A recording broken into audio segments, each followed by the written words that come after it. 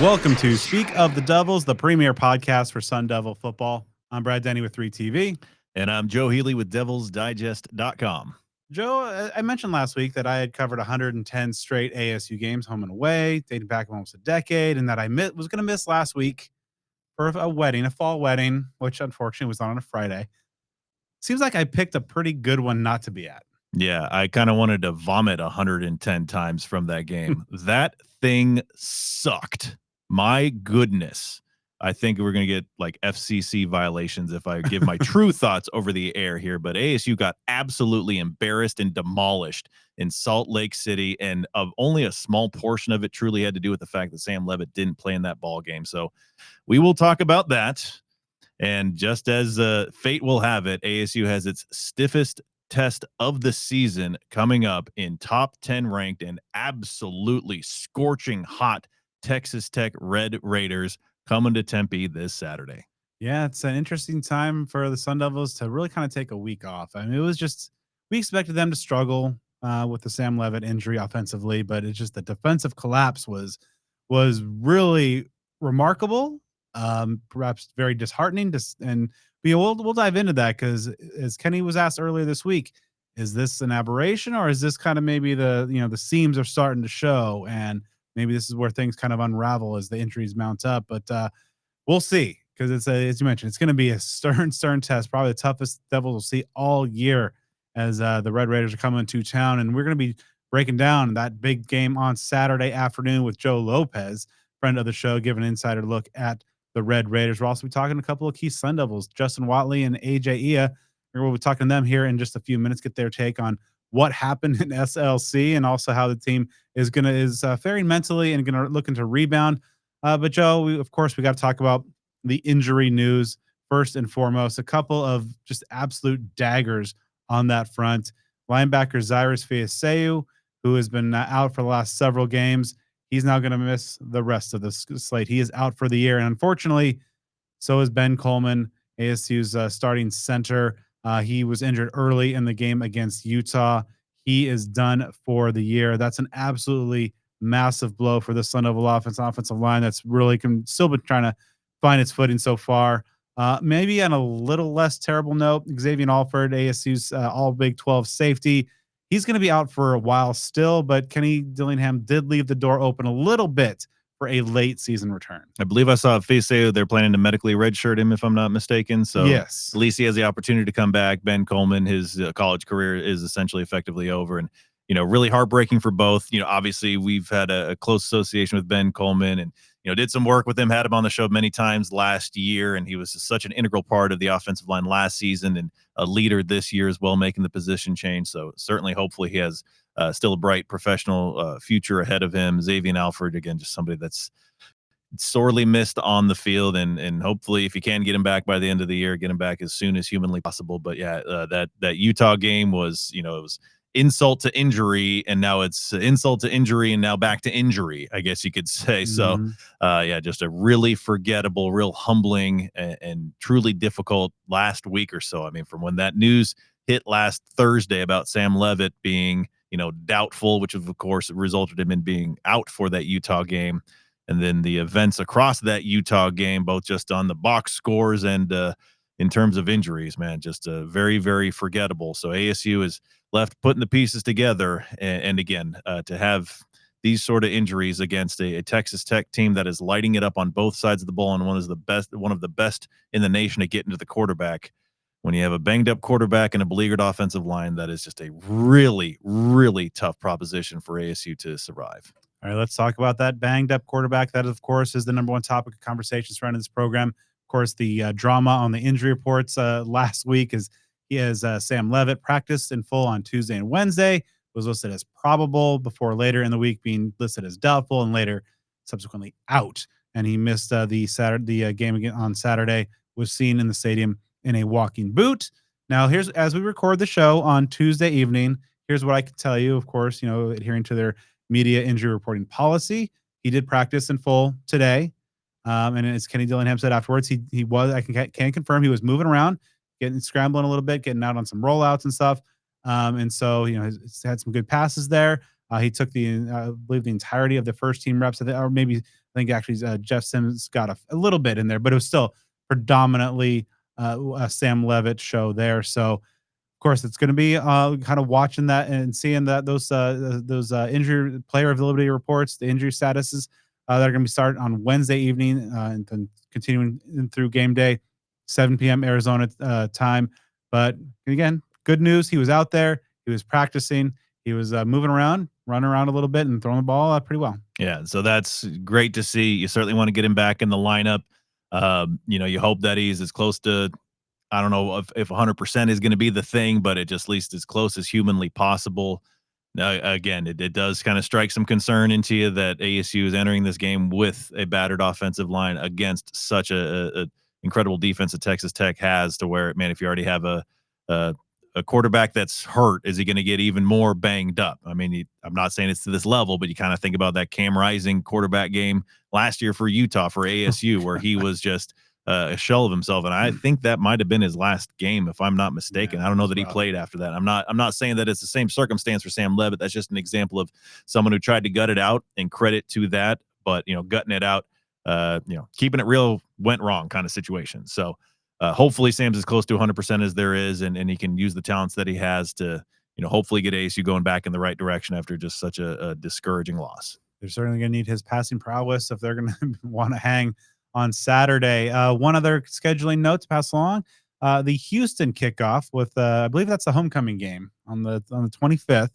I might be mistaken. I'm not sure, but yeah, it either is it or it isn't. I guarantee you that. Sounds about right, because there's not a whole lot of opportunities left after that.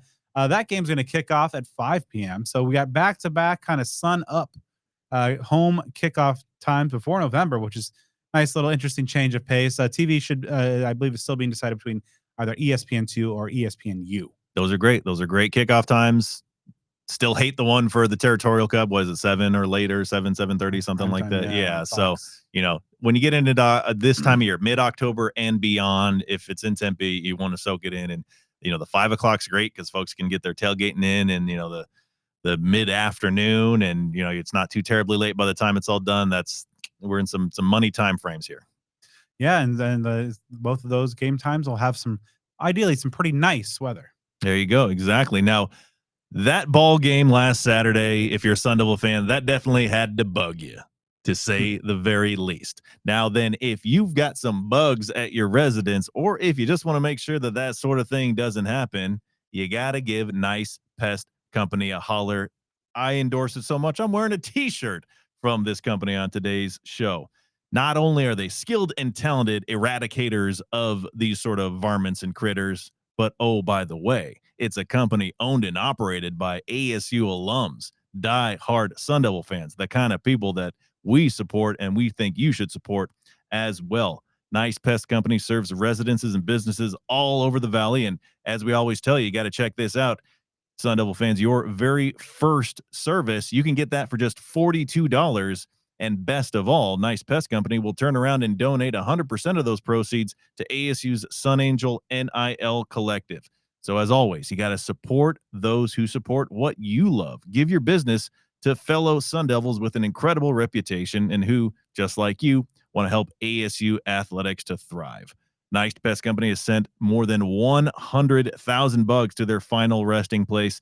They've got well over 200 5-star Google reviews. So that tells you you can rest easy knowing you and your family and your home are in great hands. So whether it's scorpions or bed bugs or roaches or creeping crawlers or Utah Utes or Red Raiders, whatever it is that you've got, Nice Pest Company can help you out. Let them do the dirty work so you can rest easy knowing that you can have the peace of mind you deserve.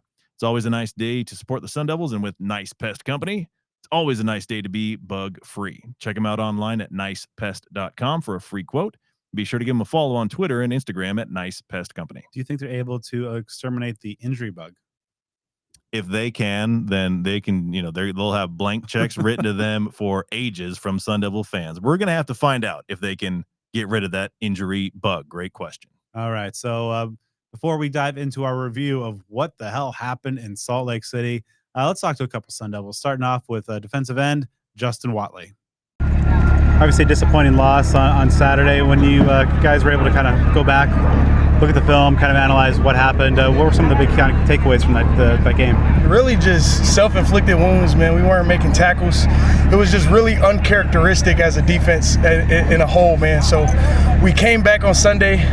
You know, it's always hard to go back and rewatch games like that, man. But you came back, you learn from it, and then you have, I mean, like storybook, you know, type of role going into this week, man. Who wouldn't want to play a game like this, coming off a loss like that, man? A chance to redeem yourself, a chance to go out and prove to the world that you are who you say you are, man. So just fixing the little things, man. I know you guys could see that practice was a little bit more intense today, man, focusing on tackling and wrapping up and rallying to the ball and getting back to who we are as a defense. Kenny, a few weeks ago said, you know, we can't let Mississippi State beat us twice. Probably the same mentality of, you know, looking at, you know, coming off the disappointment in Salt Lake City.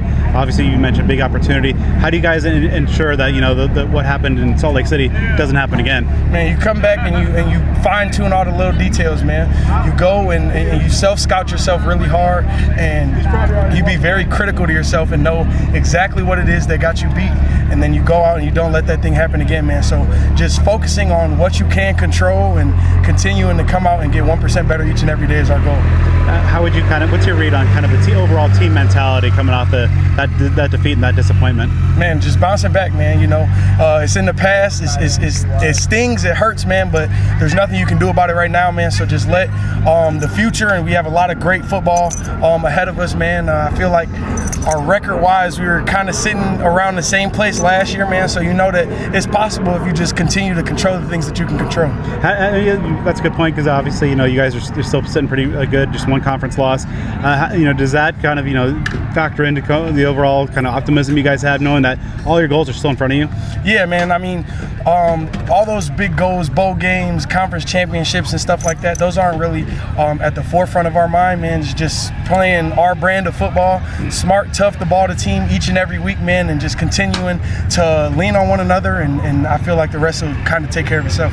Obviously coming back in the friendly confines of Tempe for the next couple games. What does being in front of a sold-out Mountain America Stadium like do for a defense? Man, it means everything, man. The crowd, the Inferno section, everybody that plays their part when we play at home, man, and protecting the house is really something that's huge to us. We don't lose in this stadium, man, and we don't plan to do it. We don't plan to do it anytime soon. Of course, Texas Tech comes in. They're averaging over 47 points a game. What's kind of the early scouting board, the stuff that jumps out to you in film? What makes them so dangerous? Man, they have a lot of really, really good players. A lot of guys that with the ball in their hands, they can house it on any point on the field, man. So just doing our 111th, trusting our back end guys to do their job, trusting the fronts to not get moved off the ball and hold gaps and set edges, man. Trusting the linebackers to fly around and make plays, fit their fits, man, and just continuing to play as a defense, man, and be consistently good, not occasionally great. Your career, how does that feel to kind of get that out the way? It feels great. It feels just I was able to get on the field, like get some playing time, be able to get used to the speed of the game, and also being able to just get involved in being in the game, actually, because I haven't gotten much reps, but whatever I get, I try to make the best of my opportunity. Does it kind of put a damper on just knowing that, you know, kind of how the game went overall, but, you know, still having, you know, a nice career milestone within that, you know, within that kind of dark day? You said what? Sorry. Oh, so I mean, even though it was kind of in the overall, the game did not go too well for you guys, but does that kind of put a damper on it, or is it still just good to have that career milestone? You know, kind of like a ray of light and you know, a silver lining in that night. Sure, I would say it was a little damp just because it was a bad loss, but just being able to have that achievement early in my career, I feel like it was great too. What have you made about your not only progression as a player individually, but just the way you've been able to kind of grow as a teammate over the last few weeks heading into the Utah game, and kind of your ability to show what you can do more and more? I feel like embracing my role as a teammate and as like a fellow tight end. I feel like just bringing good energy to the team, to the room and team. That's the best I can do right now, and just like pretty much what I said earlier. Take it. My bad.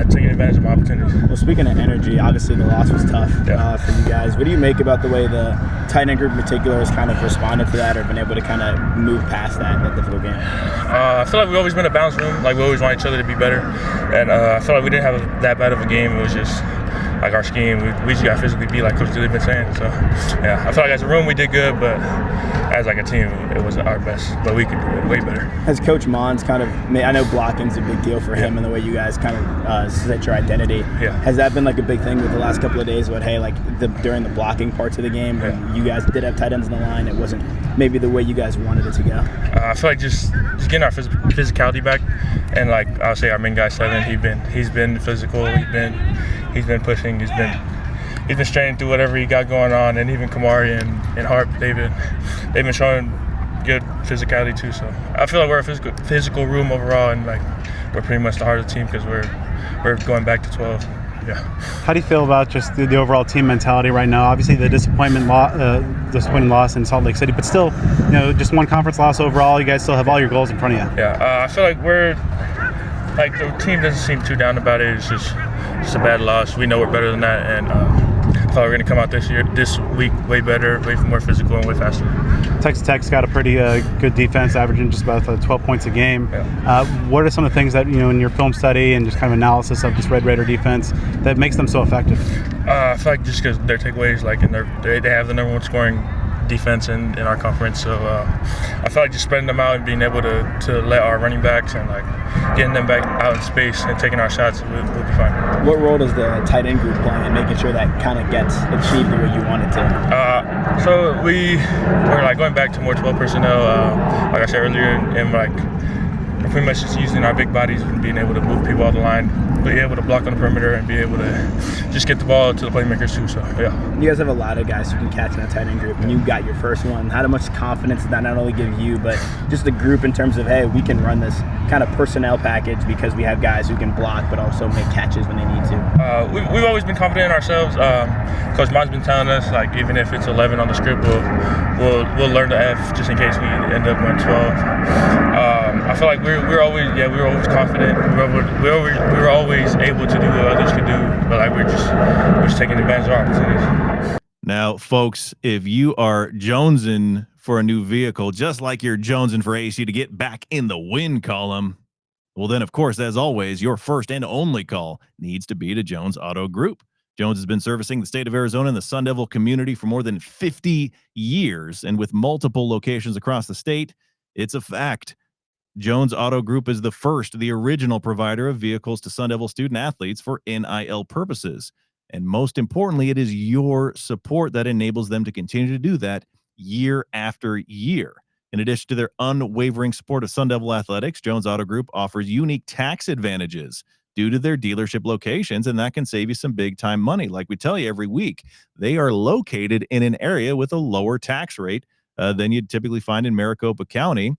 So if you purchase a vehicle from them, you can save some big bucks potentially on the taxes that you spend. That can add up when you're buying a vehicle. Also, you know what? You're going to get treated like family, treated like royalty. You get to work with the fellow Sun Devil. That's about as good as it gets in this sort of circumstance, if you ask me. So here's what you do. You contact Parker Jones. He's not some operator. He's not some salesman. He's not some receptionist. He's not walking a lot trying to make a sale and meet his quota.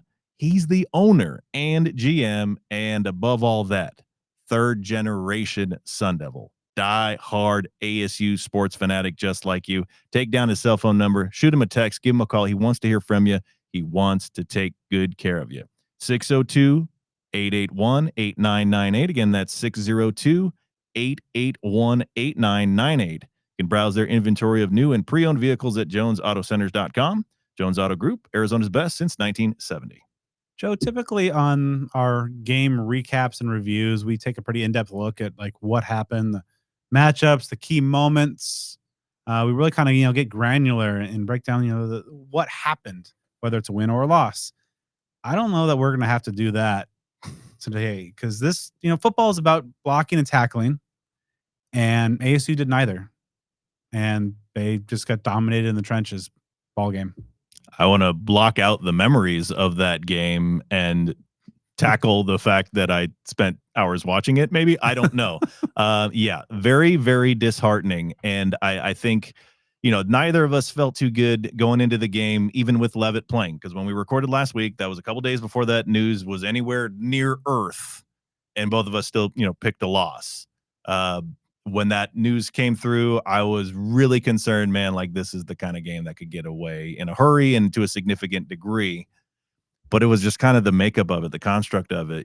I could see a game where the defense did its best and the offense just kind of sputtered. And though the offense sputtered, the defense just got manhandled. And to me, that was probably the most concerning thing, especially coming off a bye week, especially coming off the fact that, hey, you know what, you just found out a day or two prior that the QB1, your preseason all conference offensive player of the year is going to be out. That's kind of when you figure the defense would rally the troops and say, you know what, we got to step up. We got to get the job done. We have to at least give the offense opportunities, and we got to do our part. And that did not happen. Special teams, there were how many just horrifying miscues there. It was just a terrible game. It was just a terrible game. And for me, you got to go back, I think, to the Oregon game of 2023, where there's one that was just quite that. Honestly, I think you got to go further back than that. You might even have to go to like the Eastern Michigan game in 2022, because in that Oregon game, ASU had just no bodies to play football against an elite team. And so it's, again, you got to go back a couple years to find a time where it was just like, what in the world was that? As you either shut your TV off or walk out of the stadium. So not much you can do with it. Again, not even worth breaking down the X's and O's. It was just a really, really sad performance. And from here, the big question is, it was kind of brought up to Kenny Dillingham, was this an aberration, or is this where things just slide out of control? Because as any Sun Devil fan will tell you, or maybe the ones that are more level-headed, hey, it's just one conference loss. ASU had 2 conference losses last year. Like, goals are still achievable. And while that's technically true, it just feels like things are right about to slip away. Yeah, you mentioned it was just like we expected the offense to struggle, and they did, and they also kind of didn't. It was such a weird thing of just like 4 drives in that game of like 15 or more plays. Yeah, And yeah, like the first and the last possession for ASU in that game, a combined 32 plays for 126 yards, 14 minutes time of possession, 3 combined points. Yeah, I mean, they were able to like kind of move the ball, but they just couldn't keep up. Dampier had his day, and just the offense for Utah did what it did. So I mean, ASU's offense, even though again the points on the board certainly don't reflect it, like it wasn't the worst. Again, I don't feel the need to be overwhelmingly complimentary, but I just don't think it was the reason that they lost. I think it's kind of similar to, obviously that Cincinnati game that Jeff Sims started last year was a much, much closer game. I remember we were talking about that. It's like, okay, he didn't win it for him, but he didn't lose it for him. He's just kind of in the middle, and there's somewhere around that there. But man, I would say just again, the defense was the most concerning, because especially after you saw how the defense fixed itself in that second half against TCU before the bye week, and just the domination that they had against TCU in that second half, and the turnovers and all these things, and even the turnovers against Baylor, just that whole thing. And they just didn't show up. They just didn't show up at Rice-Eccles Stadium. You got to give Utah all the credit in the world. They outclassed, outmanned, and outperformed ASU in every single way. And so from here, the question is, can ASU pull what some are thinking like it would be a classic ASU move to get the brakes beat off them against Utah and come back and beat a top 10 team that's on fire, or will it just continue to slide? So huge game on deck. Yeah, for sure. And just that defense, like, what in the hell, Joe? Like 276 yards rushing allowed, 6 rushing scores, 6.6 yards per carry. Just at one point that Utah had 5 straight touchdown drives, and it's just no penetration from a defense that, as you mentioned, it was coming off a dominating performance to seal that win. No sacks, 1 TFL.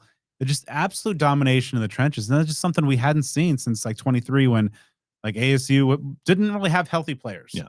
And so waiting in the trenches wasn't even like an option. And this was a team that was coming off, such emotional high. And that was just the most, confounding thing is like, Sam Levitt doesn't play defense. Like, he didn't, given up 42 points after, back-to-back weeks where they gave up, just 24 to some pretty good offenses, was just mind-boggling. And the offense, again, expected Jeff Sims, the discourse there, not great, not terrible, just steady. It's some really impressive runs. Didn't turn the ball over, but just the trenches. It's where football's won and lost. And ASU was manhandled badly. Their offensive line, of course, losing Ben Coleman, with 5 sacks allowed, and then just getting run all over from the get-go. It didn't matter who's doing it. It's interesting. And, this is a team that, like, in 2023 in that 55-3 thrashing at Utah, you kind of expected that. Like, Yeah. Utah was good. ASU had pretty much nothing in the tank. Because that was the Jacob Conover game. All due respect, I think he's doing some things at Utah State, but yeah, I mean it's absolutely inexcusable, completely inexcusable for ASU to have been so ill prepared for this game and to have absolutely no fire. ASU had the wake up call game already. That is, you cannot label this a wake up call game. They already had that. Mississippi State. They've already had so many wake up call moments in wins, such as NAU, such as TCU. Virtually every win, because ASU so far through 6 games has yet to play one single complete game start to finish. That has not happened yet at all. And so, like I said, it's absolutely inexcusable to have that level of performance. And that's a similar sentiment that I could say for multiple games. They've gotten away and survived with some wins. And this is where it all came back to haunt them. So there's definitely a need to clamp down, lock in, and figure out, are you a team that's going to be successful this year, or was last year the anomaly? Was Cam Scadaboo literally 100% of the success that Arizona State had last year, or is there more to it than that? So this is a very important fork in the road. This ball game coming up that we're going to break down, it's high risk, high reward in the sense this could be the best scenario for ASU because a miraculous win can send things right back on track. But ASU is also playing an opponent that is 100% capable of making it a bloodbath at an early point. So ASU has kind of made its bed with this 6-game start. Again, a 4-2 record, not bad, and you just got bounced out of the top 25. But I think a lot of folks are seeing the forest for the trees and have some concerns of where this season's going to go, and things could get ugly this weekend. They could, and as we'll break down, it's going to be a daunting task. But I do think ASU is still a good team, or at least a talented team. But coming off the Mississippi State game, Kenny said, we can't let Mississippi State beat us twice. And I think right now you're in a situation where you can't let Utah beat you twice, or perhaps based on the ability, kind of degree of thrashing, maybe 2 or 3 or 4 times, because this could that what happened in Salt Lake City could easily spiral out, whether it's Texas Tech or not, because you have 5 games on the back half after that, including and also a bye week that as of right now appear manageable. So you could still have a very good, solid start of the year, but just the way that they didn't show up, and the defense, which has been one of the best in the country, just being completely run over and bullied, was very concerning. So I mean, it's one of the most confounding games in recent memory, because that 2023 season, everything came with an asterisk. Like, everybody was hurt, yada yada yada, something we've litigated before. But this was just so odd and weird, and a season that's felt, even at its best, like a couple degrees off of okay, or where it should be, or the right rhythm and synergy, or whatever. And I don't know, maybe they keep it competitive against Texas Tech and they don't suffer the same fate. It can go a number of different ways. I think all outcomes are still possible, positive and negative, and everything in between. But I just think that ASU has got to take a good look in the mirror about how this Utah game, how these lessons, they like to say losses are lessons. How are they going to learn those lessons? How are they going to digest the lessons to make sure that something of that degree for a team in year 3 of the program just simply cannot happen again? Yeah, and to your point regarding the slate after this game, I mean, even if you go drop this game, even if you get blasted doing so, there's still that possibility that if ASU can, stay healthy and just perform near its capabilities, yeah, the rest at this point look winnable. Not guaranteed, but winnable. Houston, that game's at home. Iowa State, that road game is still going to be a challenge, but it's not as daunting now as it was in the beginning of the season. West Virginia struggling a lot. Colorado, they got a big win, but man, they're down pretty bad. And then, all bets are always off in the Territorial Cup, but at least that game's in Tempe. So again, I mean, it's as frustrating as it seems right now, and I'm voicing that and venting that frustration in some group therapy right here. That's still there, and at this point, a 9-3 record seems like a miraculous finish, quite frankly. But it is generally achievable. But then again, if things continue to slide with the effort, and you can never predict injuries, so I'm not going to say if they keep getting beaten up, because that's just not something that there's like a trend to it. But if the effort just is reminiscent of what you saw at Utah, then you're going to lose games that you should otherwise win. So there are a lot of possibilities for the remainder of this season, including this weekend. And it's just a different feel than I think a lot of Sun Devil fans thought would be the case, and certainly very different than what they were hoping would be the case. I know a lot of ASU fans were hoping and thinking that they would have the type of resume at this point in the season that their upcoming opponent has so far through 6 games. I think one area or one key point that is worth bringing up is just, how is this team going to react mentally? And when I was walking into practice today, I was considering maybe this is kind of like a subdued, because we've seen ASU teams in the past, and even the pretty recent past, coming off a disappointing loss and kind of being very subdued and have maybe lacking a little fire. And I don't know if Kenny foresaw this or just wanted to get ahead of it, or it was just kind of something that just kind of coincided with what we saw. But the physicality today was really ratcheted up, and that is something for a week. Was it 7 or whatnot? That's a little unusual. There was a lot of full contact, full pads practice, typical for Tuesday, but the physicality was really noticeable. There was a lot of fire. Came from the coaches, but also came from a lot from the players. And I was kind of pleasantly surprised by how they were getting after it and kind of the mentality. Now, that, of course, guarantees absolutely nothing, but it's a lot better than just, woe is me. The season's starting to slip away. We lost the game.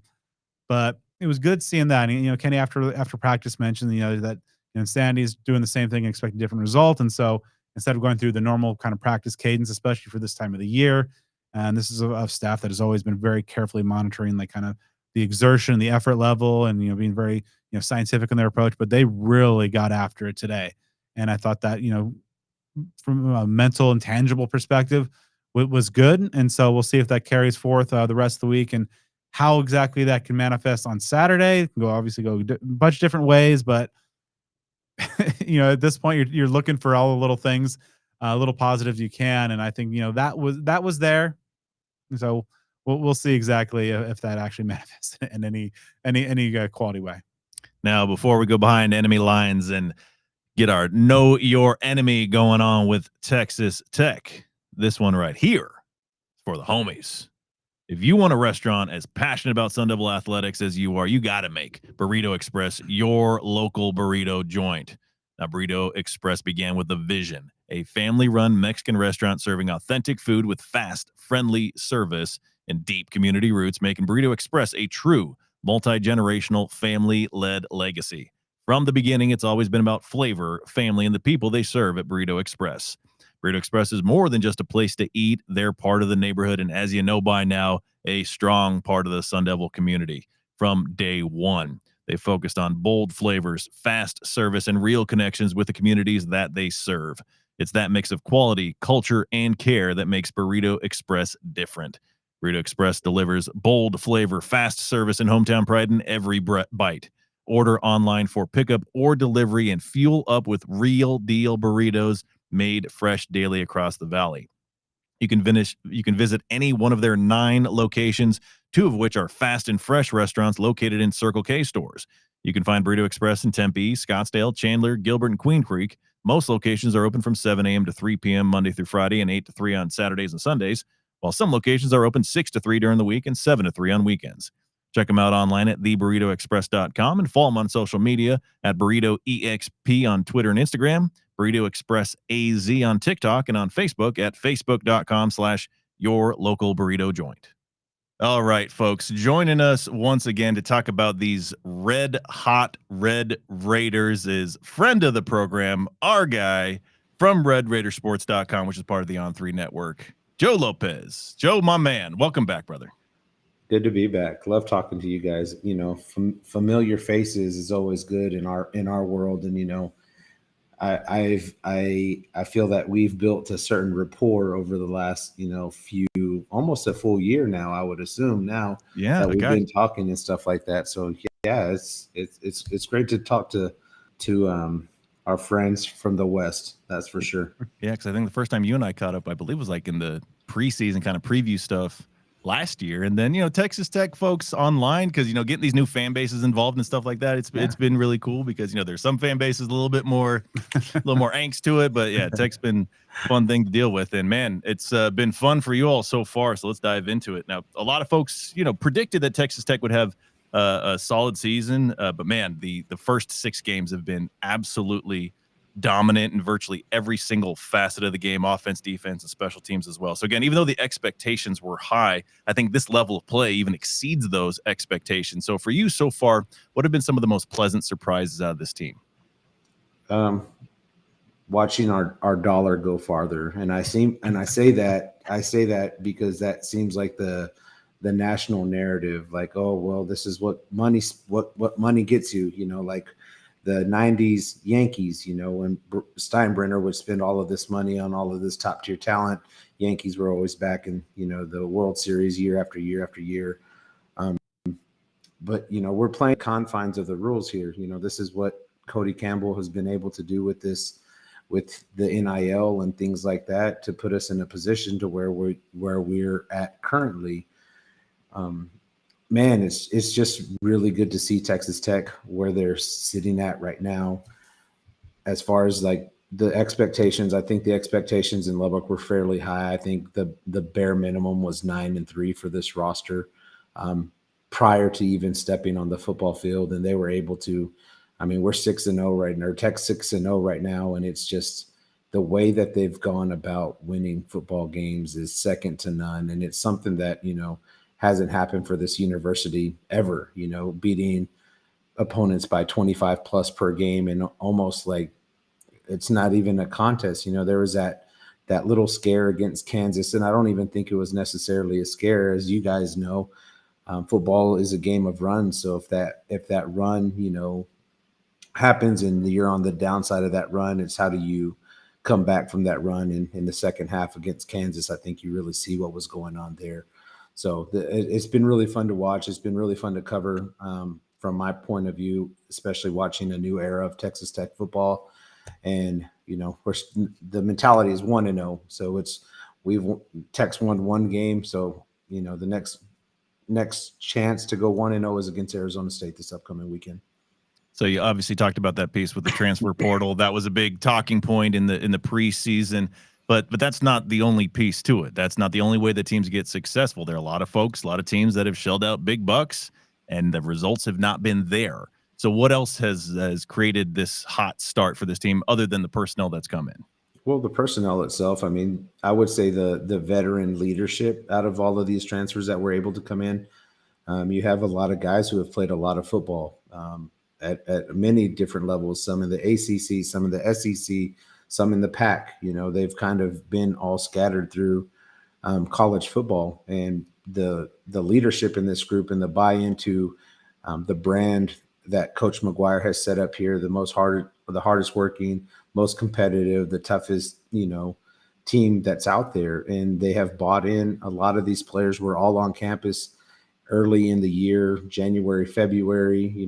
They were all here building that camaraderie. And if you listen to some of the players' press conferences, most notably Jacob Rodriguez, he's going to always be the guy I go back to.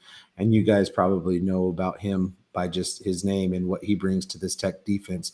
But whenever he's speaking about this Tech defense, it's always about a brotherhood. It's about a brotherhood. This is my brother. I fight for my brother. I love this guy. I love this guy.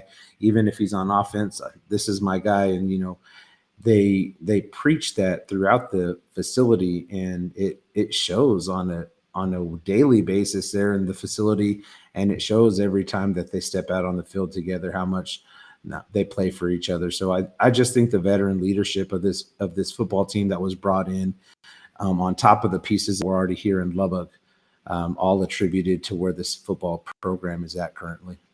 So that win at Utah a few weeks back, kind of a statement win, really showed that this team is truly for real. What did that win mean as far as, validating the season so far? And what did you learn from the team in that game that, was close for a bit until they blew the doors off it? We learned that we could finally get rid of the moniker typical Tech, because this is a typical Tech kind of game to lose. You start off hot, and then you go into the first conference play on the road, and you still have all of this talent on your roster.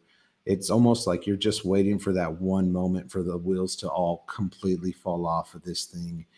And it feels like like I said, a new era of Texas Tech football, because we finally, for the most part, it seems this year that every chance that a typical Tech kind of moment would happen, it hasn't happened yet. This team deals with adversity well. They never get down on themselves, and like I said, that brotherhood that the team embodies is second to none.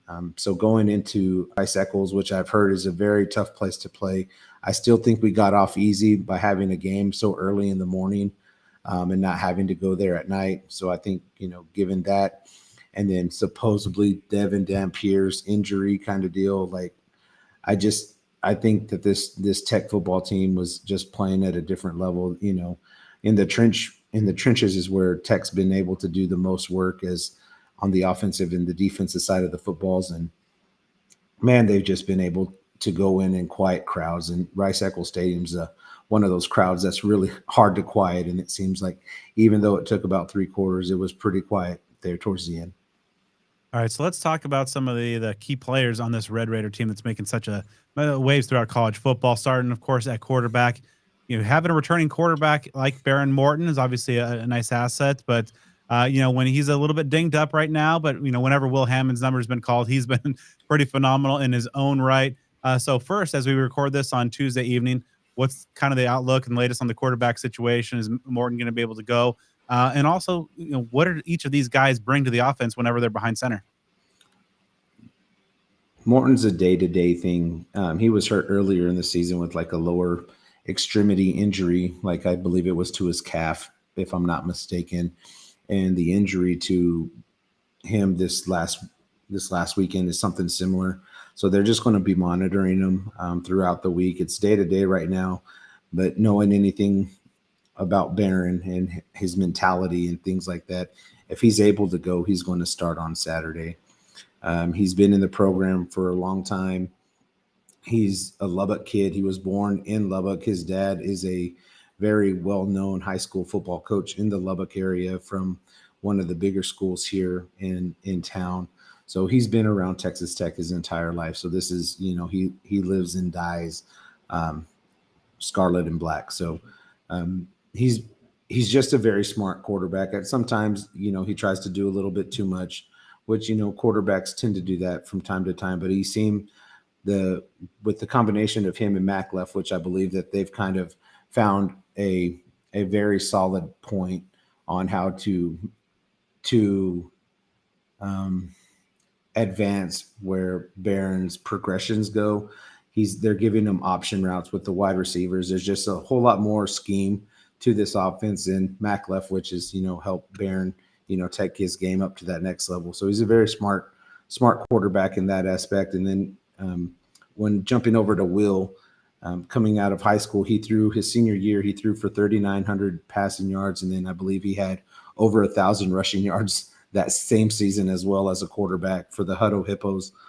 And he just brings a whole different dynamic to this game, kind of similar to Sam Levitt in a sense. Whenever the play breaks down, he's somebody you're going to have to keep an eye on, because he could hurt you with his legs just as well as he could hurt you with his arm. So they're two very, very contrasting styles of quarterbacks. It seems that whenever Hammond is in there, Tech tends to lean more on the run, as opposed to when Barron's in there, they lean more on the pass. I don't know if that's by design or if that's just how the chips have fallen in those particular games that both of them have played. But as far as, where they stand, I think you could win this football game with either one of them under center. All right, so looking at the ground game, of course, Will Hammond's also been making an impact with his legs, as you noticed, but Cameron Dickey coming off a massive effort, 263 yards, but certainly not the only guy doing the damage. Jacoby Williams in that has been a major contributor as well. What makes this Texas Tech ground game and perhaps that running back duo in particular Just just so everything that they're effective? able to accomplish. I mean, you could stick them out wide. I know Cameron Dickey's more of a run in between the tackles kind of guy. He's a stockier guy, 5'10", 220.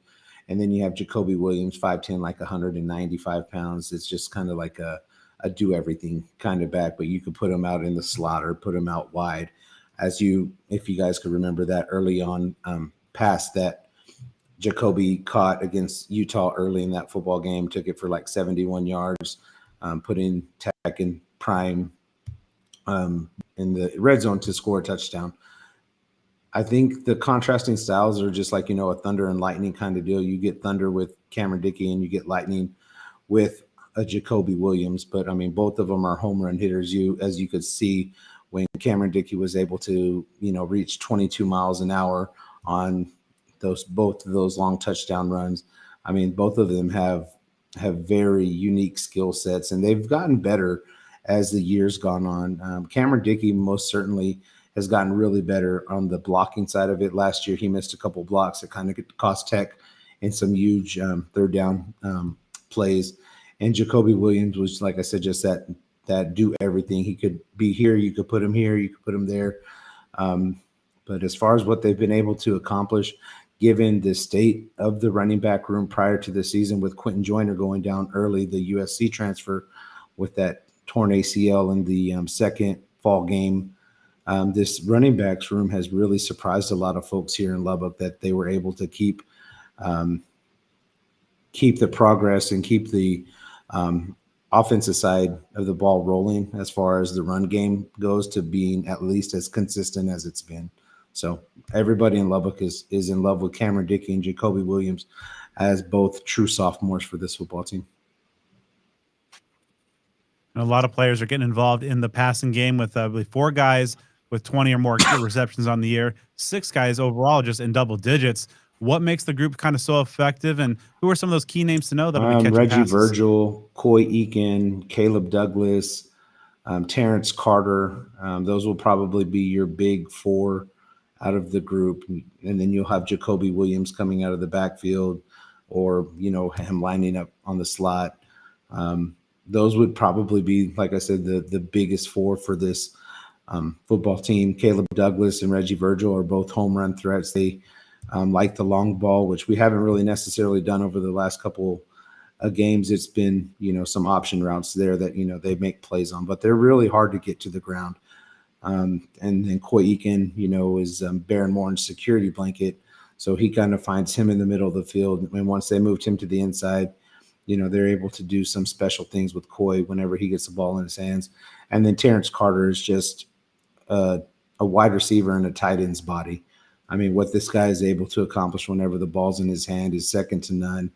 I don't really know. He's just a matchup nightmare because he's just as big as any linebacker that's out there, and then you don't want to put a cornerback on him by himself. And then what he's able to accomplish in the open field is really remarkable for a guy his size. And, just the ability that Mac Leftwich has given these wide receivers to run option routes out of different sets and things like that. They've all kind of bought into, having different ways of getting the ball to them and just making plays once the ball gets into their hands. So those 4, I would say, would be the biggest threats for this offense for Arizona State. I mean, you may sneak in a John Carlos Miller in there as well. Cameron Dickey out of the backfield, for this conversation, but it's going to be mostly those 4 guys.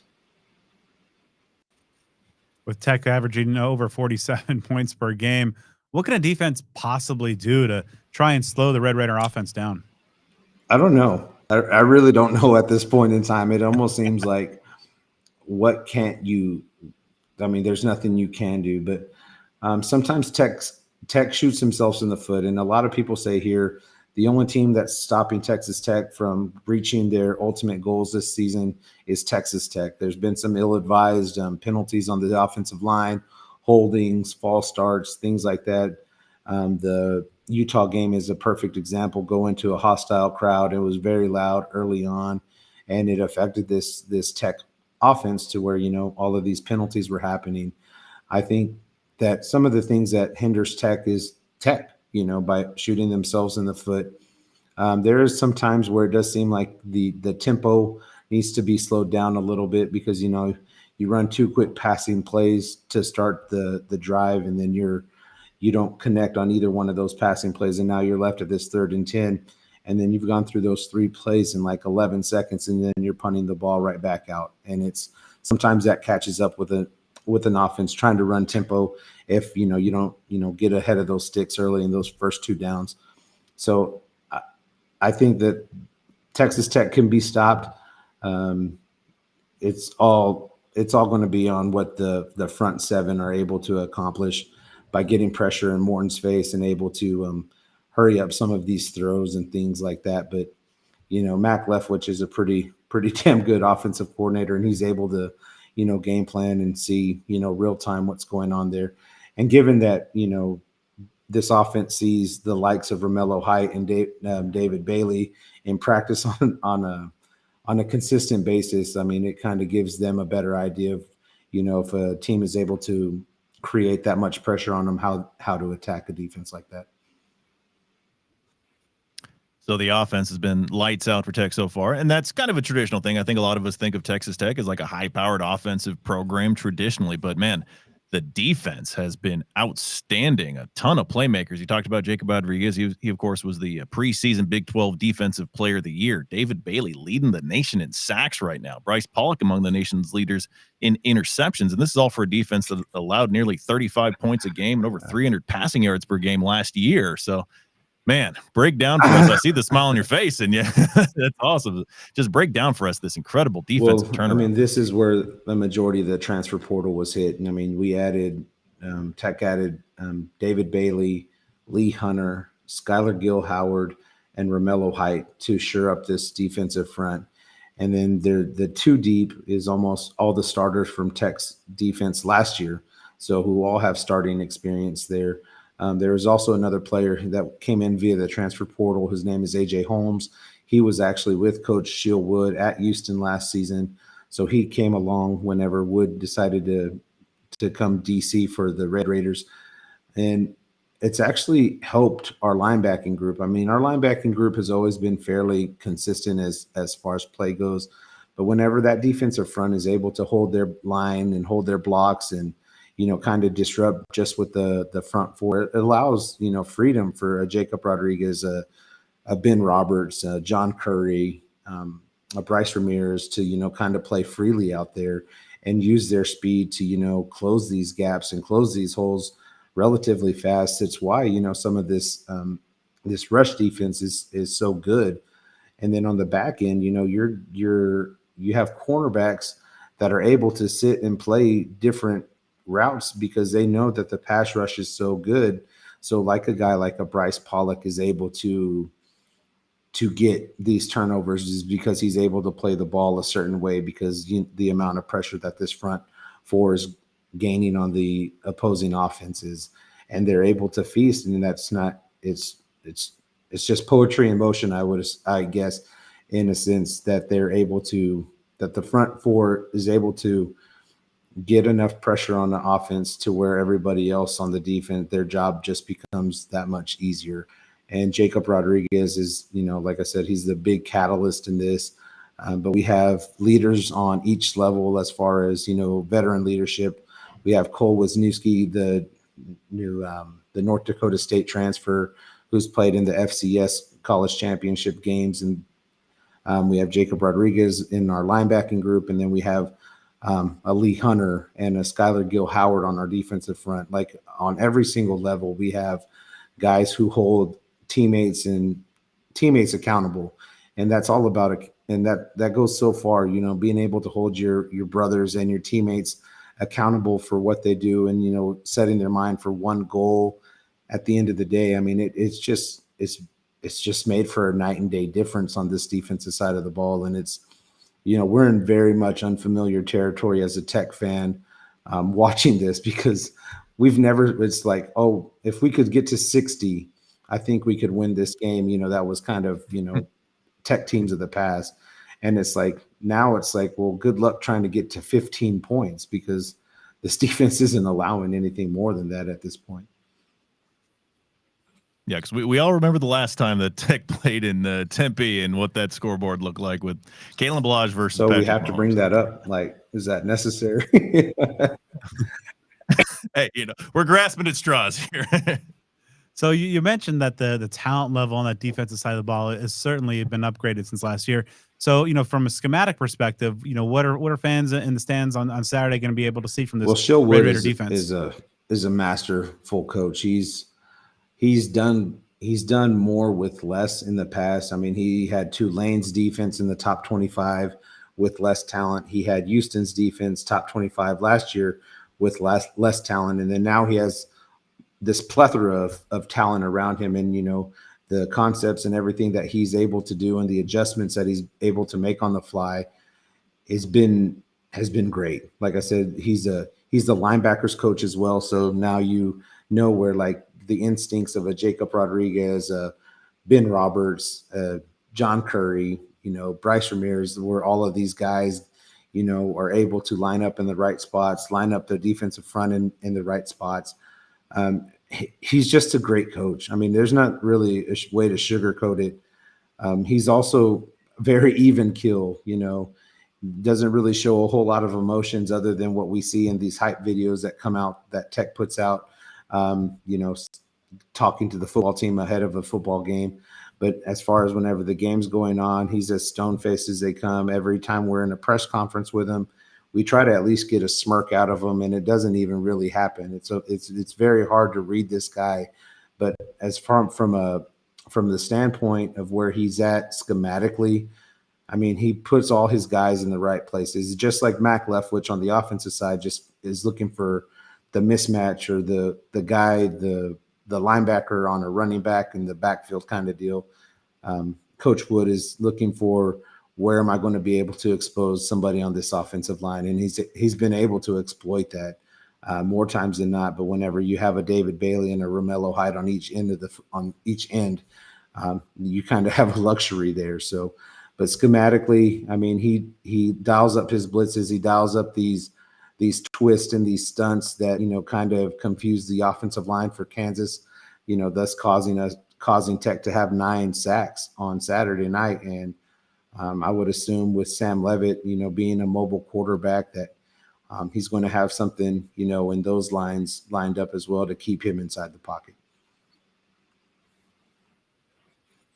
So obviously folks know about the Baron Mortons of the world and Jacob Rodriguez, but who might be a guy on each side of the ball, maybe a little bit under the radar, that might play a big role in on the Saturday's offensive outcome? side, I'll shoot with the offensive line. I'll go with Sheridan Wilson. He's the center for Texas Tech. He's been here for a while. He's kind of the vocal leader on the offensive line, even though we have like a Howard Sampson and a Davion Carter and like that, as far as guys who are really accomplished as far as grades go. Sheridan Wilson is where everybody lines up from, and I think that his play is, I wouldn't say undervalued, but I mean, it just, given how this offense is run, the offensive line, doesn't see all of the praise because, they're offensive linemen. Why should they sometimes? But Sheridan Wilson is one of those players on the offensive line who I believe deserves a lot of praise. I know that he gets a lot of praise from the defensive line players on the defensive side, and the other offensive linemen all look up to him, and he's a respected guy. So Sheridan Wilson on the offensive side. And then if we jump over to the defensive side, I'll go into strong safety. Free safety, Brendan Jordan. He's been here since day one, and he's kind of earned his spot back there. He's the guy with the green dot on his helmet, so that's very big. He's the one making the calls on the back end, and being able to work with an older Cole Wisniewski back there has only elevated his game, and he's done really, really well. His name doesn't get called a whole lot. I mean, it gets called, but just not quite like a Romello or a David Bailey kind of deal, or even a Lee Hunter. But he's been able to make plays. He hit the quarterback. He hit the Kansas backup quarterback, caused a fumble earlier against Kansas, and then he had an interception against Houston 2 weeks ago. So Brendan Jordan on the safety side, and then I would say Sheridan Wilson, the center for the offensive line. So now, given this incredible start for Texas Tech this year, according to the fan base of the Red Raiders, is it Big 12 title and college football playoff or bust? Is that the only acceptable outcome to the 2025 season? Again, given this incredible start. You know, it's kind of a mixed bag, and it really goes depending on who you ask. But I know that my expectations, like I said, at bare minimum was 9-3. A lot of people, like I said, you guys know the typical Tech, y'all is what always something is what you guys told me, always something university. Yes, sir. And I believe that early on in the season, that still kind of lingers, right? If you see some of these predictions that some people within the Tech community make, like, oh, this game's going to be closer than everybody expects, or this game is going to be way closer than anybody expects. And it's been a blowout every single game, it seems like. And I don't know if I think the buy-in is more now, given the circumstances of Tech going on the road and winning some of these games that they typically would somehow figure out how to lose. I think the Big 12 title is probably the floor right now, being 6-0. Like we have to be in Arlington in December playing for the Big 12 championship, and then whatever happens from there is whatever happens from there. But I think the floor right now, given the 6-0 start, the Big 12 championship should be at least the bare minimum of the two.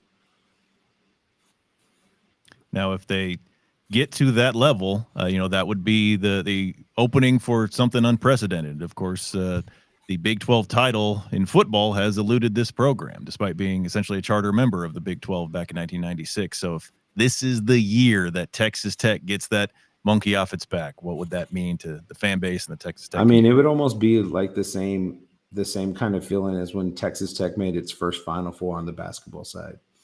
Nothing has really significantly happened, and not taking anything away from the baseball program, because they kind of have held it together, for so many years up until a certain point, as far as making it to the College World Series and things like that. But it's almost like, more recognition as the Lady Raiders won the NCAA championship in the mid 90s. This would be that same kind of feeling. And for it to happen on the football side of things, something that's just never been done. Man, I really, this is the best time, I guess. I would love to cover this football team, is just to see the support. I mean, the support for Texas Tech is already phenomenal, and to see, certain players and all of the people that have gone into this program and put money into this program and then supported this program through its highs and lows.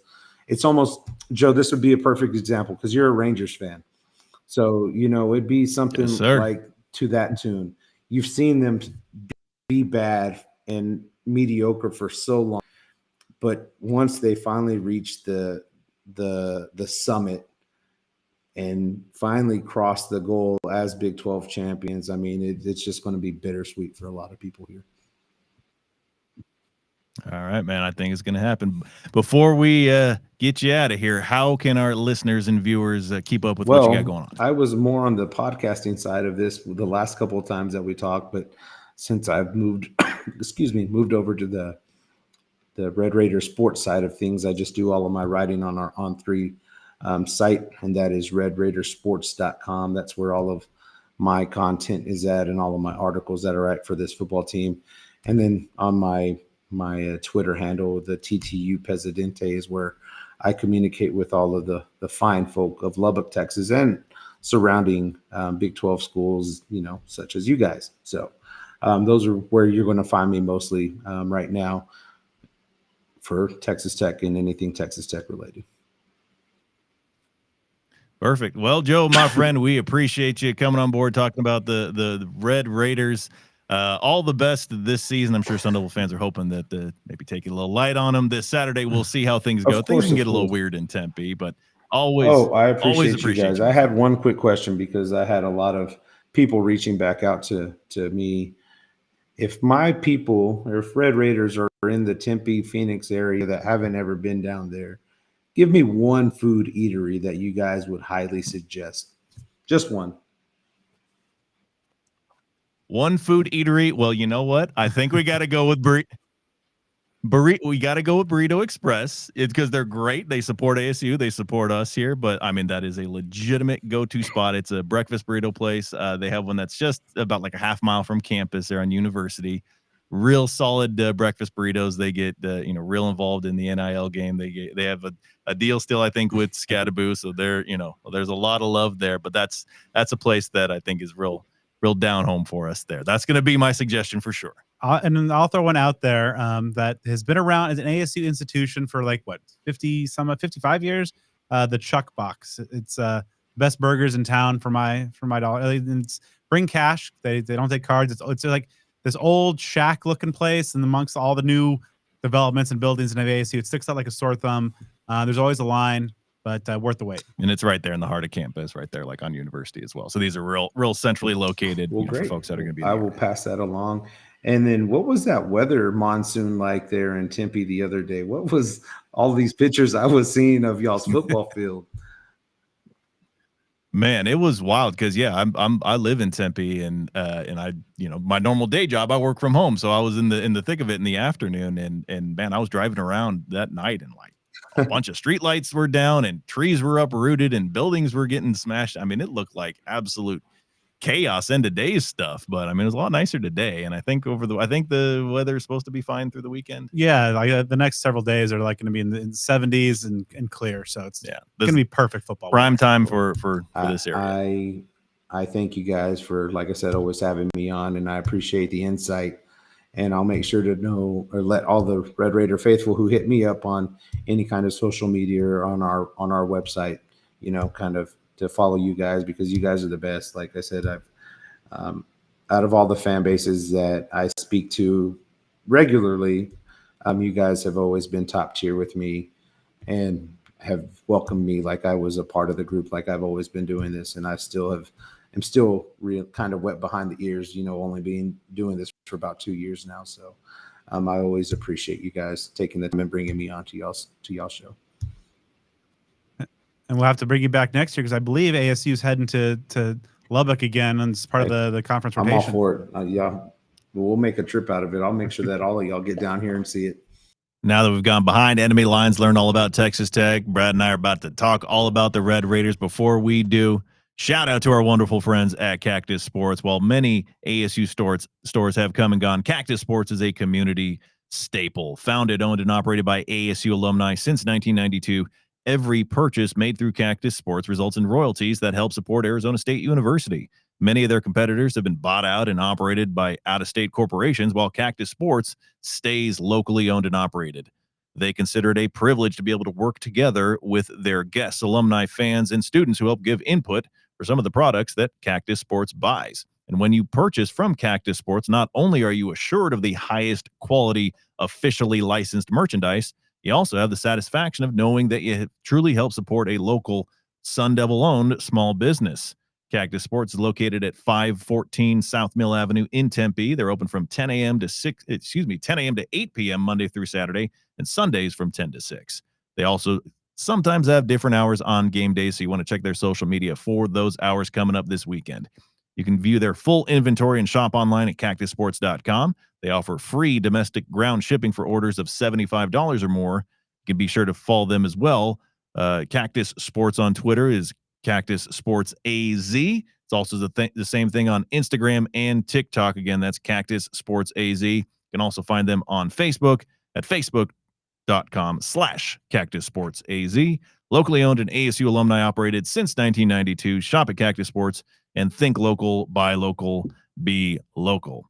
Well then, Brett, it is time for us to take a look at the Texas Tech Red Raiders. This is a team that in the preseason, as we heard from our good buddy Joe Lopez, all the hype was there, all the talk was there about the transfer portal and the NIL money.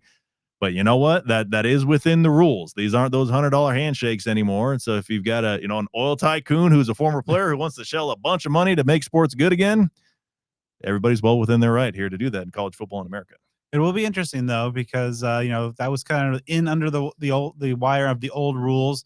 Now, granted, there's still no that's going to have to go through some more hurdles and the clearinghouse and all that stuff. So I don't think they're going to be, a one season wonder by any measure. But yeah, I had some questions about this team heading into the year, just like because there have been some, some teams that and programs that have thrown dollars around and just never really pans out. And after their non-conference schedule was a joke, but they annihilated those teams on that schedule. So okay, and then it was that Utah game. I think is pretty universally like, okay, this is like no, they're legit, and they just keep on grinding. And so right now it's just like they're a freight train, just barreling towards Arlington. I don't know. I think right now the question is like, who is going to play them? Who's going to get the shot in the title game? Because right now, offensively, defensively, just all facets of the game, this is a complete and dominant program. And this will be the 6th all-time meeting between ASU and Texas Tech, and Tech holds a slim 3-2 edge so far. Red Raiders have won back-to-back games in this series. Last year, of course, in Big 12 play, and then in 2017 in Lubbock in a non-conference game. ASU's most recent win in the series occurred on September the 10th, 2016. That game famously remembered for Kalen Balage's 8-touchdown performance when he bested a guy by the name of Patrick Mahomes there in Sun Devil Stadium. I saw George Strait play in Las Vegas the night before and flew back and saw that game. That was a decent Friday, Saturday night in the life of old Joe Healy there, brother. Let me tell you what. Now, Texas Tech is coached by Joey McGuire. It's his 4th year with the program. He was a longtime high school coach in Texas, then spent 5 years as an assistant at Baylor before being hired at Tech prior to the 2022 season. Overall at Texas Tech, including what he's done this year, he's 29-16, but he's yet to finish better than 4th in the Big 12 conference. And that's kind of the thing we talked about with Joe Lopez. The Big 12 title in football has eluded this Texas Tech team. They were a charter member of the Big 12 in 1996, have not won the Big 12 title in football. It very much looks like their year this year, but that is, kind of that achievement that has eluded them for decades. Yeah, and they've always had that kind of, they're kind of in that outpost geographically out there in Lubbock, and just kind of been an okay program, but then with the occasional bouts of being really good. Mike Leach has put on an entertaining product there during his time, but yeah, there's always been a team and a program, an identity that's been associated with scoring a bunch, but also giving up a bunch, and there's a lot of track meets, but that's certainly not the identity of this 2025 group of Red Raiders. And the Red Raiders enter this week ranked 7th in the most recent AP poll. They are a perfect 6-0. How they've gotten there: non-conference wins over Arkansas, Pine Bluff, Kent State, and Oregon State. And then that early season statement victory you mentioned, 34-10 win at Utah before wins the past 2 weeks against Houston and Kansas. So, through 6 games, those breakout expectations that people had for them in the preseason, those have been actualized, to say the least. Texas Tech is by far head and shoulders the cream of the crop in the Big 12 through this first half of the season. I think the argument can possibly be made. You mentioned the non-conference schedule, but they're ranked number 7.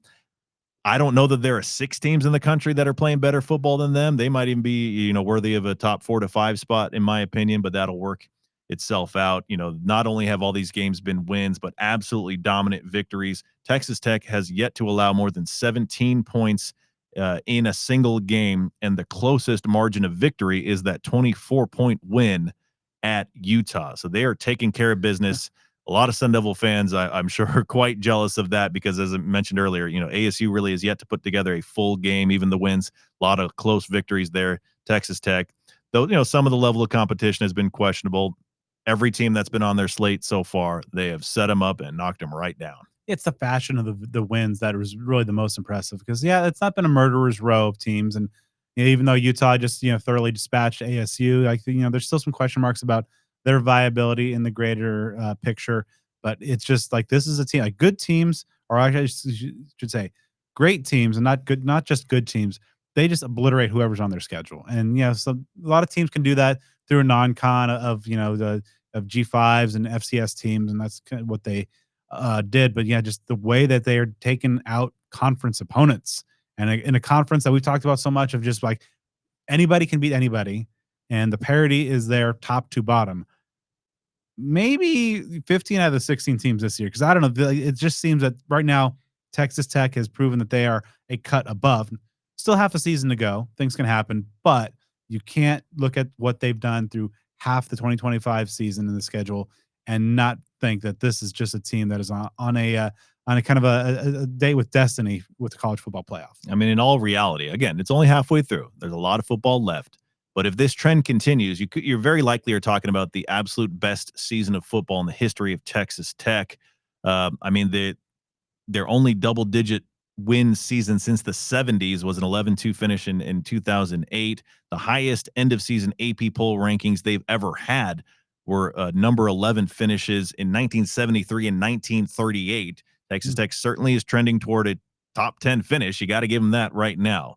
And the road to an undefeated regular season may not be an overwhelmingly difficult one. After this week, they face Oklahoma State, then Kansas State, then BYU, UCF, and West Virginia to end the year. I mean, that is quite a walkway for them to finish on a very, very high scale. So let's talk about this team and its personnel on offense. I mean, what can you say? I mean, the argument can be made that this is the best offense in the country. They lead the nation in total offense and rank second in scoring offense. We talked about the QB battle in our Know Your Enemy segment. They're not necessarily a QB battle, but just they have two quarterbacks that are capable of playing if there's an injury to the starter, Baron Morton. He averages over 250 passing yards per game, 13 touchdowns, 3 interceptions.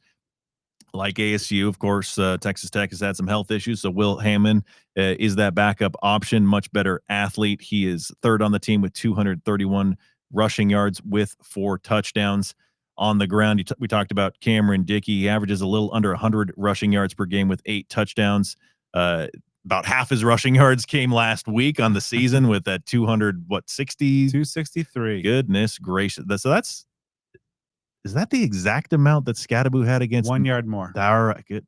My brain's working today. All right. There you go. So think about that game that Scat had against Mississippi State last year. That's basically what that fella did last week. He also has 10 receptions and another touchdown. Jacoby Williams averages about 60 rushing yards per game with 4 touchdowns. He's got 15 catches with another touchdown. So they've got that backfield, that two-headed monster there. Both can get it done, and they can get it done in true Texas Tech fashion, both running and catching the ball.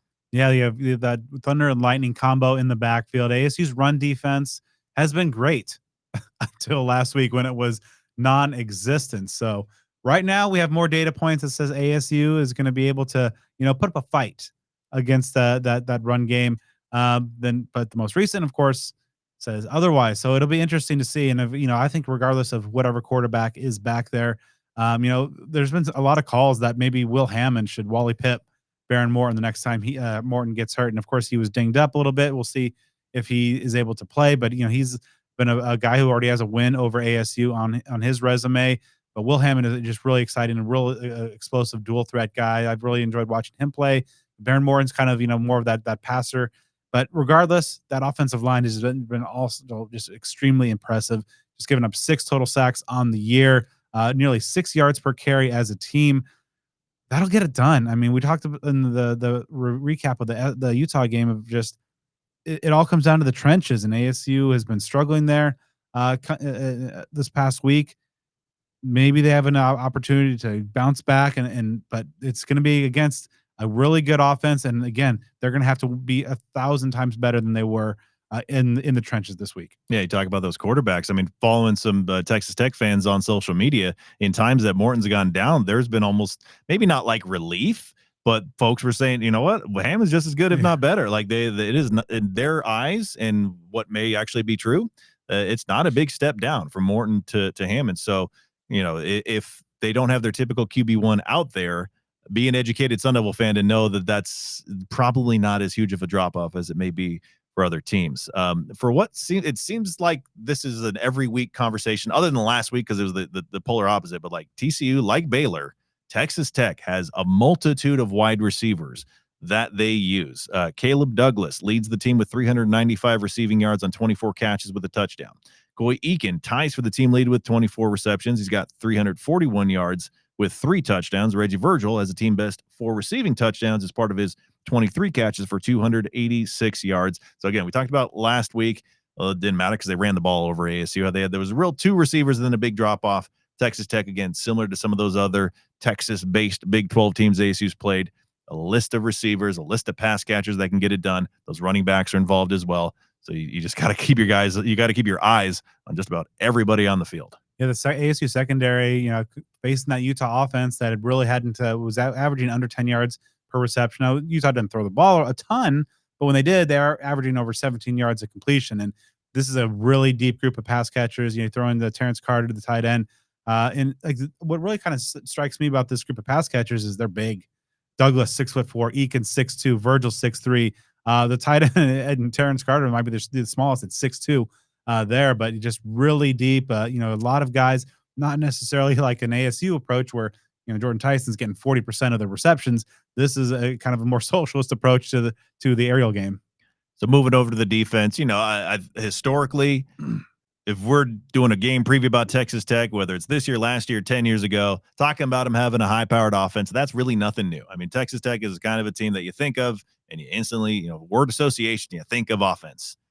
You don't always think about defense. You go back to that 2016 game here and scored about 120 some odd combined points, and I don't even know how many yards.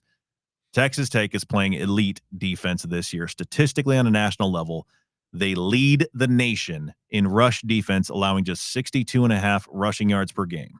They're tied for 6th in scoring defense. They rank 9th in total defense. Only 4 teams nationally have generated more turnovers than the 13 that Texas Tech has caused.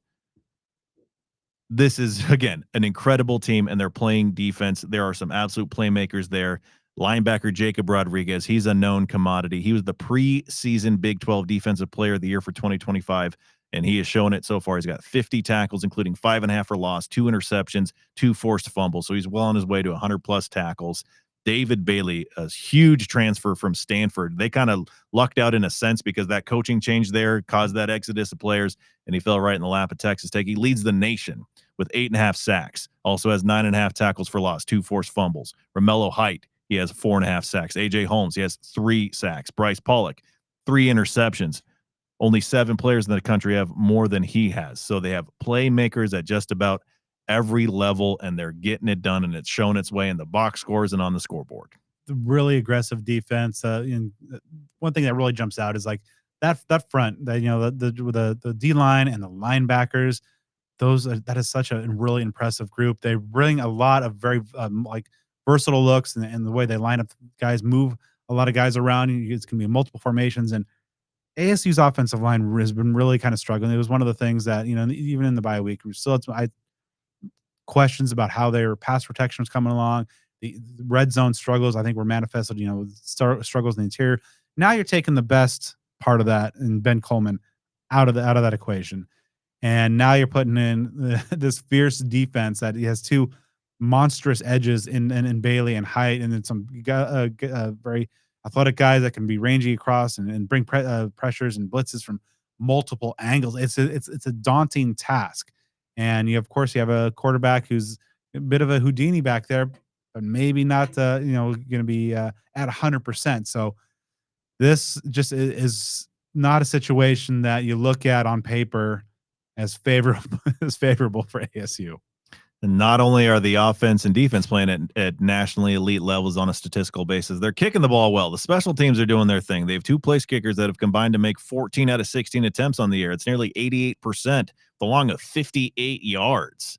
And just simply put, this is a team that hasn't shown any notable weaknesses through 6 games. And I think a good way to sum it up is Texas Tech is only one of 2 teams in the country to be ranked inside the nation's top 10 in total offense, total defense, scoring offense, and scoring defense. And they're the top 10 in a lot of other categories as well. The only other team to be in the top 10 in those 4 categories that I mentioned, it's a ball club that's playing some pretty dang good ball, and that'd be the Indiana Hoosiers.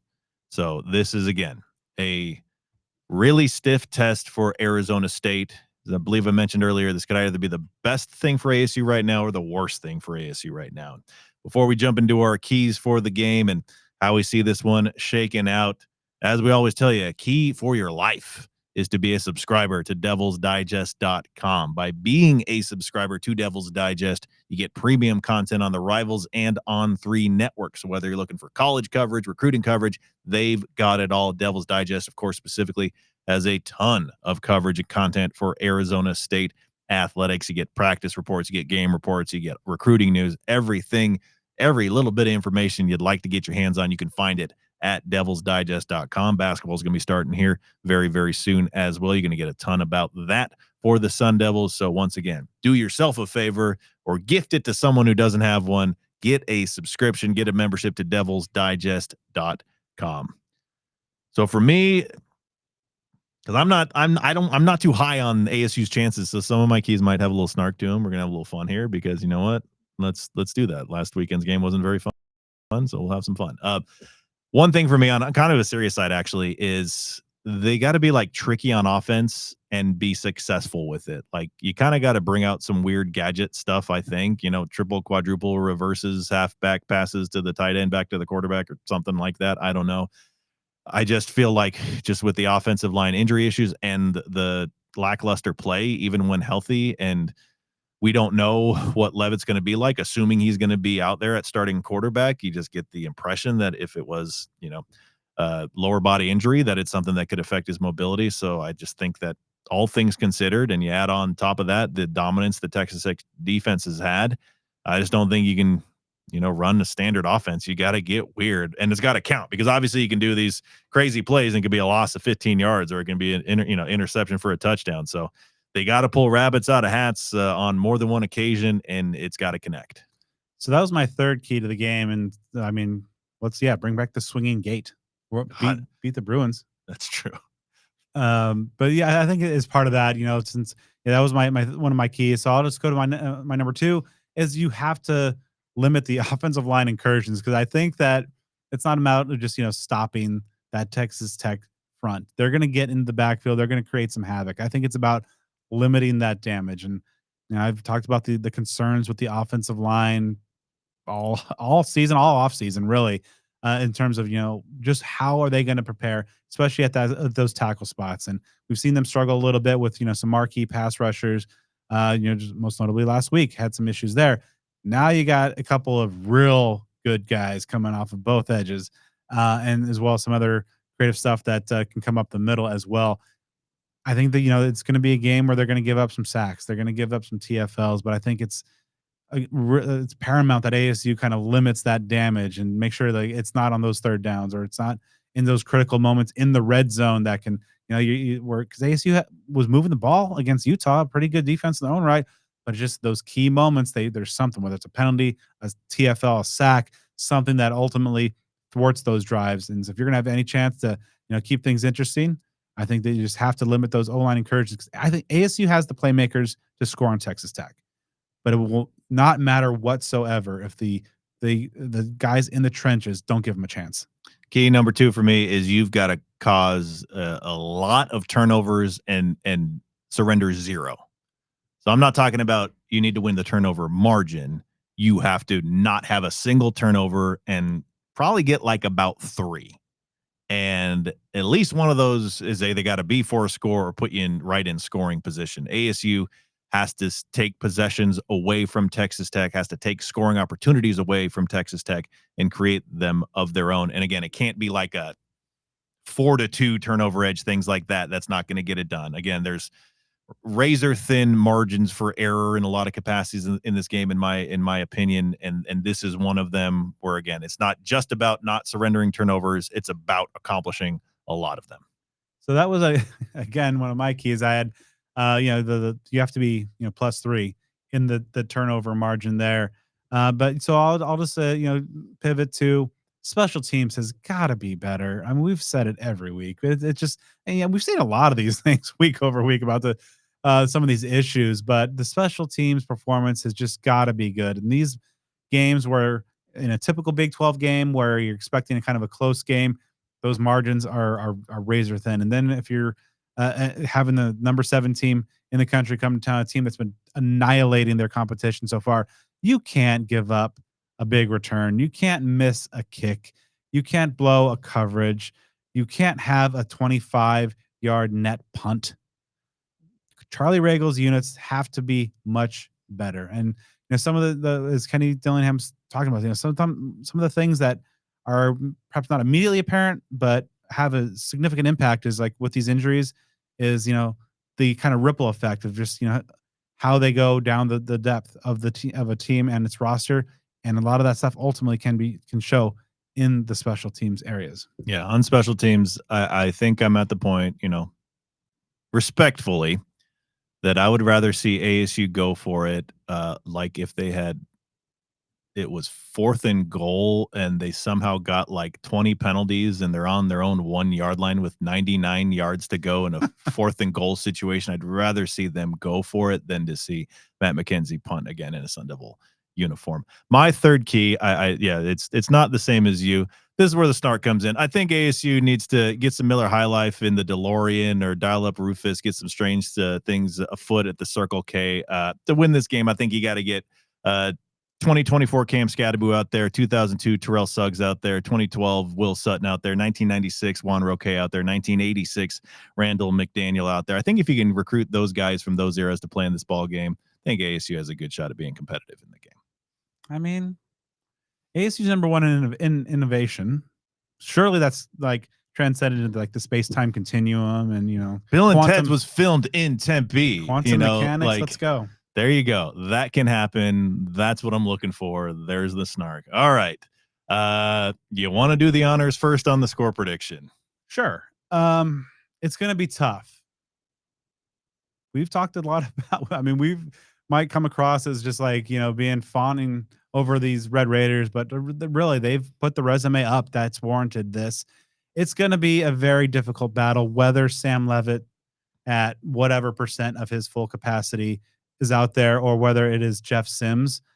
The one thing ASU has going in their favor, and I think that this is something that is not to be overlooked, it's at home. If this was in Lubbock, like last year's game, or looking ahead to 26, it would be pretty brutal. I think the outlook would be bleak. But we've seen ASU, underperforming ASU teams, take down number 5 Washington. Manny Wilkins. Was that today? That was the anniversary of that game was recent. It may have either been today or yesterday. I think it was this week. Yeah. I think. Yeah. I saw the highlight. It was CJ French Love making that 4th down catch, which I've seen that play so many times, and I still don't understand how the ball. No idea. Yeah. It defied physics. Yeah. And or the Jaden Daniels taking down Oregon a couple years ago. Weird things happen, and ASU is going to be. This is not a game where I think ASU's undermanned. I think obviously there's some key issues with the injuries, but overall, the defense is largely what has been really, really good and limited some really, really good Big 12 offenses in the not so distant past. Questions offensively, but the playmaker Jordan Tyson's still maybe the best receiver in the country, if not, in that Blitnikoff conversation. The running game is pretty good. They have the weapons to hang, but ultimately, I just don't see it happening. Although I think ASU was going to give it it's going to keep it close by 2025 Texas Tech standards. I think this will be a game where ASU's home win streak comes to an end, but I think they'll be fighting. I think it'll probably build some confidence, and I think ultimately, no one's stopping this Texas Tech train right now, and unless something dramatic and unexpected happens, they're running to 11-1, 12-0, and a spot in Arlington. But does this loss close the door for ASU's chances? I don't know. It makes it much more difficult, but we'll see those 5 games. I think ASU will be competitive. They'll still show some good fight, and I think that will equip them well for the final 5 games ahead after a 38-21 Tech win. I acknowledge that it would be just about the most ASU thing ever for after last week's horrifying outcome to bounce right back and win this game. I acknowledge that ASU is a very different team in Tempe, as is noted, that home winning streak dates back to the final game of the 2023 season. However, I don't think any of that's going to matter. Not this week. I think Texas Tech is going to come screaming out of the gates. And this is one of those games where, the first half of the first quarter is really going to determine a lot. And I just see things going sideways very early.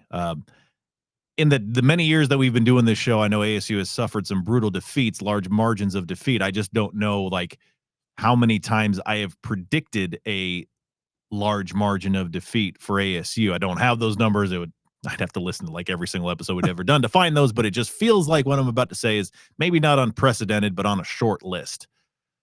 I think this is going to be an awful day for ASU. And I see Texas Tech winning this game 41-17. Not great, but we've been wrong before. So that is true. That is. But we've also been right. That is, yeah. So we will either be right or we'll be wrong. So those are the only options right now. Yeah. And so, maybe there'll be a charitable outcome for the Devils on Saturday. Now, before we wind things down, huge shout out to our wonderful friends at Sun Devil Family Charities, a 501c3 nonprofit organization created primarily for the purpose of raising funds to provide financial assistance to Arizona State University alumni, students, staff, and immediate family members adversely affected by medical issues. Their SDFC Cares program allows qualified individuals to request financial assistance by completing an application and submitting verification of medical expenses, which are then evaluated by their patient services committee. So basically what we're saying and what we tell you every single week here is if you or someone in your life is suffering financial hardship due to a medical condition, if you've got some connection to Arizona State, which you probably do if you're listening to this show, it's possible that Sun Devil Family Charities might be able to provide some financial relief for you or that loved one. So don't hesitate to reach out to them or look them up. Monetary donations also are always appreciated and support those in need due to unexpected medical conditions. They also have volunteer and sponsorship opportunities. All this information, and also if you're interested in the services that they provide, check it all out on their website at sundevilfamily.org.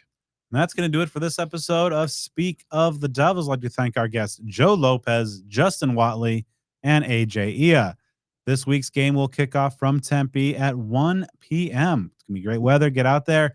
Or if you can't, tune in on Fox. And also be sure to follow us on the social media side. Follow the show on Twitter at SOTD Podcast, on Instagram at Speak of the Devils. Subscribe on YouTube, follow on Facebook, and give me a follow on all things social media at BDunny29. And you can follow me at Joe Healy 42. And make sure you also give us a 5-star review on the podcast platform of your choice. Joe and I will be back next week as we review what happened if ASU was able to pull off that miraculous outcome and look ahead to their home date against Houston.